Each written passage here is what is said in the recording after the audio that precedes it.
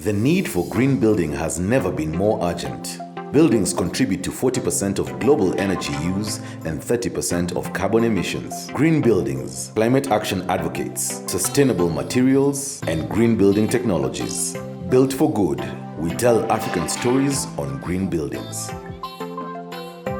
Welcome to the Built for Good Africa show, telling African stories on green buildings. My name is Mogore Jendu, architect and green building consultant. Today, we are at the Jesuit Conference Center for Africa and Madagascar, located in Karen, Nairobi.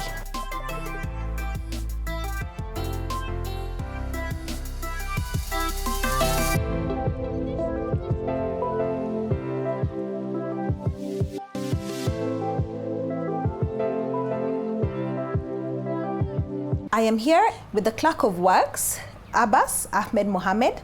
Abbas, karibu sana. Thank you. So Abbas, for those people who are listening, who don't know Clerk of Works, what do they do? Maybe you can tell us a bit of that. I'm the link between the consultants and the contractor. I'm usually on behalf of the client, overseeing the construction through inception up to finish stage. What energy is the building using? We installed 88 solar panels with a capacity of 25 kilowatt hours. Anything electrical is powered purely by solar? Yes, KPLC comes in only as a backup. So where people have KPLC and maybe have solar as a backup, here it's the reverse? Yes. Any other power supply? Besides solar power has the batteries. Has a battery backup? Yes. And is the energy sufficient for the whole building? Yes, it is. It is, eh? Yes. It's an impressive building. Congratulations, I'm sure you're quite proud of it. Yes, I also hear it's an award-winning building. Were there any challenges that you had? One of the challenges that I can remember is when there was a ban on timber. So that affected us in the sense that initially, if I'm not wrong, we were meant to use timber for the truss, but we could not. So we had to look for other alternatives. When we look at green buildings, we look at energy, which we have discussed a little bit, but we also look at water. Are you collecting any water on site? How do you provide water to the building? We have a borehole on site for drinking purposes and washing. We use that. It has a small treatment plant just to make sure that the water is fit for human consumption. The water is collected, surface water runoff is collected and taken to a pond. Abbas, this is the cabro you are telling me about. This is lattice cabro. We decided to use it so as to help us with the drainage, water, and to have the building to have a natural look. Right. As you can see, we've planted grass inside the cabro itself. So what happens is when it rains, water usually helps the grass. Right. As it is draining, yes. There's a well compacted soil underneath that. Okay. So which doesn't the water doesn't go through. All right. Or if it does, it's a small percentage. Yes. Then it goes and drains to the other side where we have a drainage. All right. And it goes to the pond. Alongside this building, we have a French drain that helps the water not to collect on the side of the building. Right. It comes out here. Right. There's a pipe somewhere. Right. So and goes down the pond, eh? to the pond. I also really like how there's no fence per se. Yes. It's like you've put wire and done some planting, which is still very much in touch with keeping it natural. You talked about the biodigester. Yes. So maybe we can start here because I can see there's water collection. Where is this water coming from? This is water which has been treated from the treatment plant. Okay. So as soon as water is used there yes. in flushing, yes. at the kitchen, yes. it comes out to this chamber. Okay. Inlet is over there. Okay. Yeah, we have pumps and everything yes. inside. Yes. And the treatment plant, we have microorganisms that act and break yes. it down. There are 3 chambers. The second chamber, yes. we have chlorine. Okay. Which treats the water before it proceeds to the 3rd chamber. From the 3rd chamber, yes. it is pumped, stored here, all right. in readiness to go either to the building yes. or to the chamber. Okay, so your water use is quite efficient in terms yes. of using it again. So this is the pond you were talking about. It is the collection point, right. Surface runoff and the gutter. The water comes and collects here. Okay. As you can see, there are pipes which yes. come into here. Is the water used for anything? We have fish. Yes. Mud fishing. Mud fish. And you said it collects from the new building as well as the existing yes. building as well. Yes. Okay. Thank you so much. You're welcome. I have architect Emma Miloyo, the architect of the building, and I have Father Paul Hamill, the client and owner of the building. Karibuni sana. Thank you so much. Thank you. You're very welcome. The building genesis and concept and history and idea obviously comes from the client, and you are here representing the client. Tell us a little bit about what you do here. Jesuit Conference of Africa and Madagascar has an oversight role for all of the Jesuit works across Africa and Madagascar. The property came to us in about 2006, 2007, and it was a long-held intention, desire to build an administrative headquarters. We had here in Nairobi parts of our conference, and really not to have a single modern functional building was poor on our part.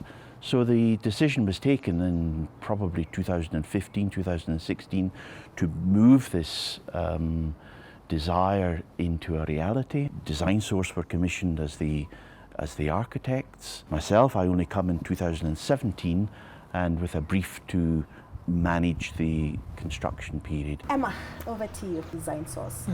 He mentioned your commission to undertake this project. Tell us a little bit about the history of Design Source. So Design Source is a multidisciplinary practice. We're architects, we're interior designers, we're project managers, and we've done a lot of work both in hospitality, and this project is interesting because it's an administration center, but it's also sort of a hotel in a sense, and a conference center where the Jesuits are able to accommodate visiting Jesuits from other parts of Africa. Do you get a lot of clients who walk into your door and say, I'd like you to design a green building for me? No. Why do you think that's the case? I think number one, it's just from a point of lack of knowledge. Many of the projects that we do that are green are really driven by the client because there has to be buy-in by the client. And this one was one of them. From the very onset, the client was very clear that this has to be a green building, has to be sustainable in all aspects of it. So another factor is a misconception that there's a cost element to being green and not looking at it in just a holistic sense of the entire cycle of a building and how much going green will save you eventually in managing everything. So there's sometimes a misconception of just looking at the initial cost of a building, and if there's any premium to be added because of going green, people run away from that. And they don't look at it, what about 5 years from now? What about 10 years from now? What is it going to save me? Father Hamill, just coming from off Emma's question, she said that not many clients walk into the door and say, I'd like a green building. What was your drive towards coming to your architect and sort of being very clear about what you want? The driver, the individual who put the project to Emma was not myself. I come along at a later stage, but the president of the conference, Father Robotor. He would have been influenced very, very significantly by a document that came from Pope Francis. Remember, we're in the context of Catholic Church here. Pope Francis in 2015, it was his third year as Pope, wrote a document on the care of our common home. No generators, no carbon as far as we can manage. So yes, we want a building that's light and airy, we want a building that's self-sustainable, we want solar to be more or less self-reliant, water, recycling of water and waste. Even in clearing this site for building, and it was a very dense bush-filled site, we took the decision that for every tree that we would bring down, we will put up another 10, and we've done that. When we talk about climate change and climate action, we hear a lot about what corporates are doing, we hear a lot about what people are doing in education, but it's really good to hear that the church also has a position in terms of how we can be more impactful. So Emma, maybe back to you. One of the things I've noticed about the building is that they're not very big interventions made to make this a green building. There's some sort of low-lying design strategies that Design Source has taken. Can you take us through some of those, and in terms also back to the question, is building green something expensive and elaborate, or are there some simple design strategies that people can employ? As much as there's been a green building fad lately, maybe to counter the way we are designing maybe as Africans and Kenyans, but essentially whatever we class as green building is a lot of how we were already building as Africans.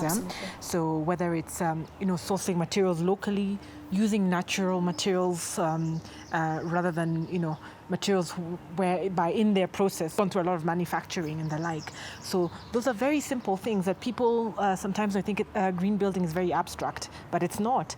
Of course, solar is the big one, and there's so many now interventions now that when we're doing this building 3 years ago, the space around solar energy was very different from what it is now, and there's a lot of green funding to be able to allow clients not to have to put in the capital cost and the very nice lease models that allow you at the same cost or less, in fact less than what you'd have paid for your KPLCB without putting the initial capital cost in to be able to have solar and have a green building. And the recycling of water and just ensuring that we're putting back the water, whatever we're using for the grounds is water that we have got from what we have used, and we're recycling that and putting and using it again. Water is a really scarce commodity, and anything that we can do right now will save you so much. So whatever initial capital cost we put in, it's already paying back. One of the things I noted when I was walking around the site is that you had an existing building and then you have the new building, obviously.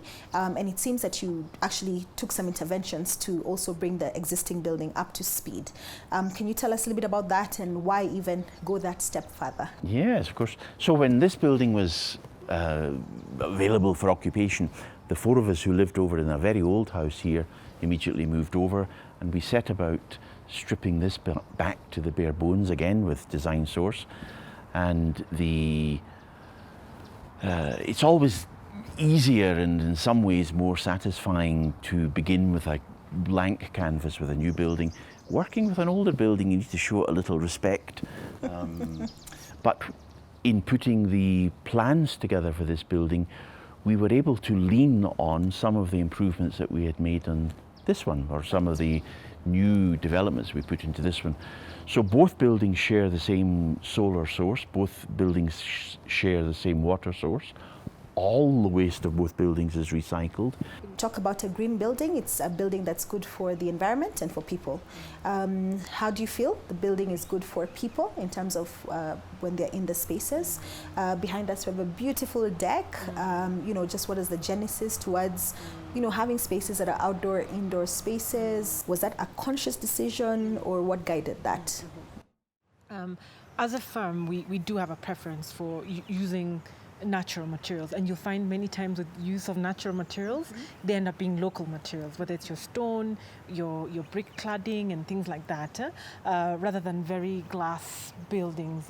And generally you'll find glass you do need to import and the like. So as a firm, that's the look and feel, not only from a point of being good for the eyes, but also from a point of being the right thing to do in terms of sustainability as a whole. So it was a conscious decision in that sense. We've always designed with natural lighting. People thrive when they're in spaces that are well ventilated. Was fundamental. I could see the pride when they moved from where they were working to here. There was a certain spring in their step. The little addition that you said was a deck and just flowing of indoor and outdoor, having less defined spaces that people sit and work, more flexible workspaces has been good. The objective of this show is really to mainstream, advocate and to educate people around green buildings. The World Green Building Council report for last year showed that the biggest issue in Africa in terms of why people are not building green is just lack of knowledge, lack of information, which you also mentioned at the beginning of this interview. And again, it's things we were already doing. So what would be the message that you leave to anybody looking to develop, the general public out there, anyone listening to this show? It does have some, probably 7 to 8% cost implication, which you get back within 2 years, within 1 year. And buildings are for 50 years, buildings are for 100 years. It's not a foreign concept. It's very much an African thing. We built with the earth around us. It's how the rural areas, 80% of the buildings in Kenya are still built like that in terms of using what's around you, whether it was thatch, whether it was the earth, natural ventilation. So they're not foreign concepts. Sometimes there's a label that's put to things, but I think it's a challenge even to architects and clients, especially in the urban setting. It is possible. They're very just a few strategies you put in that make it work. Right. And make it work not only for you on the bottom line, but also for the people who use the building. So you as a client, as the person who's saying, I need to put up a building, what advice would you give to anybody listening to this show? And it's an African platform, so we do have people listening across the board, as to why they should build green? I would just double underline the importance that everything we do in our ordinary living now has an effect on the environment that we are entrusting to those that come after us. And why would building be excluded from that? So when we're told to be careful about our flights, when we're told to head towards electric vehicles, everything we do in our daily and our ordinary lives has an effect on what we are leaving as a legacy for children, grandchildren, and onwards. This has been the Built for Good Africa show. Some takeaways from Father Paul, that it's not just recommended, but it is imperative that we all build green. And from Architect Emma, we have been building green for ages in Africa. It's just back to the basics and implementing simple design strategies.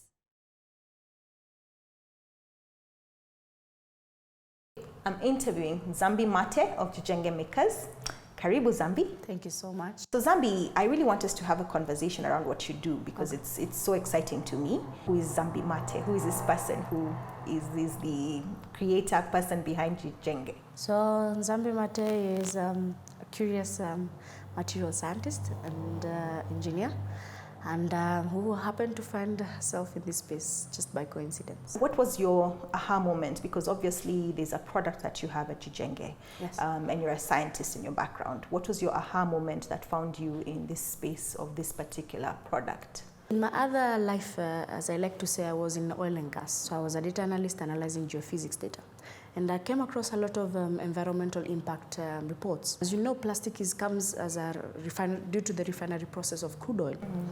And so continuing to study the reports and understanding that, just a quick statistic, in Nairobi we generate about 500 metric tons of plastic waste every single day.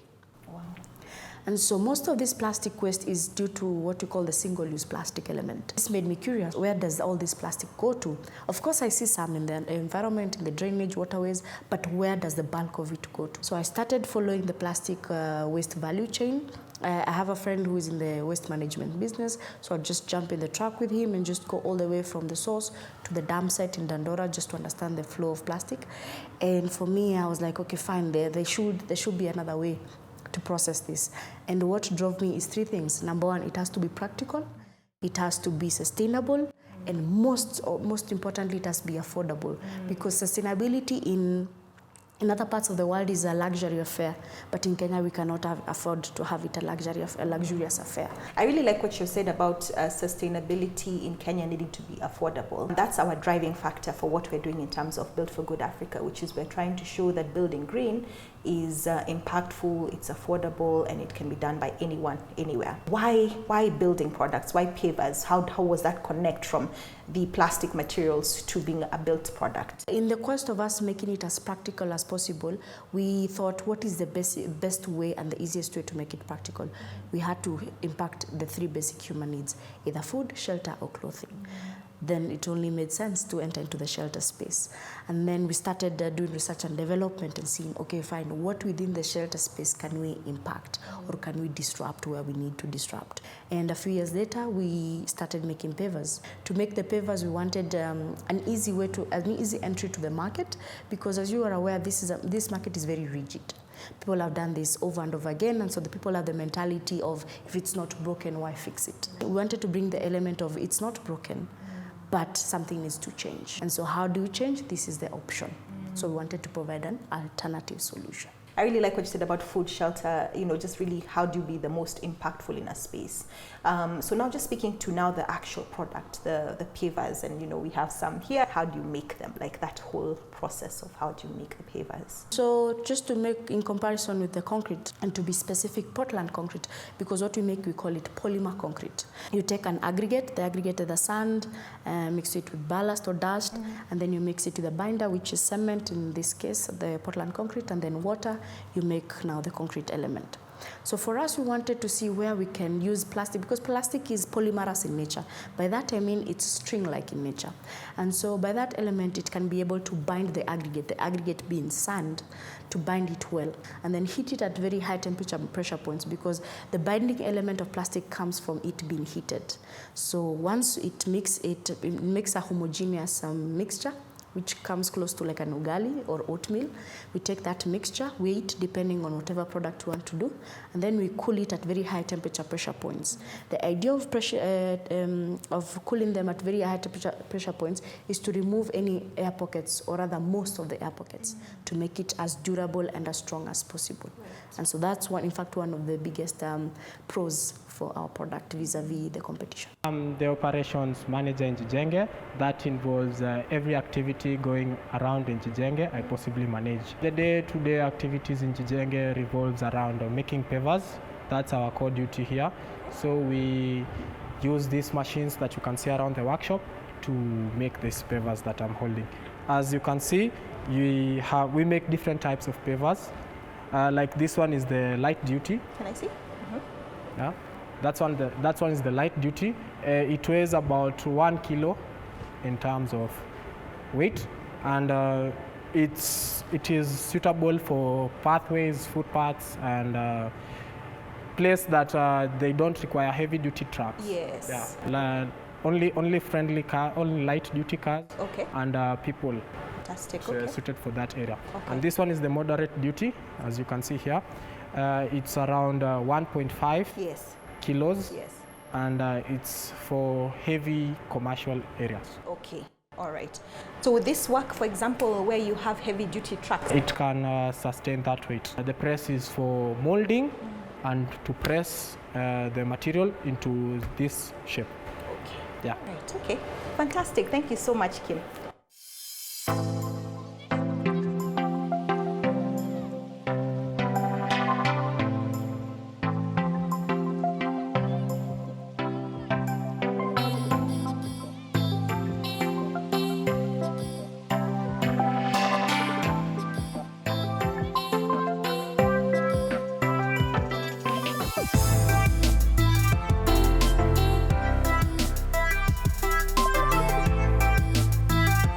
Built for Good.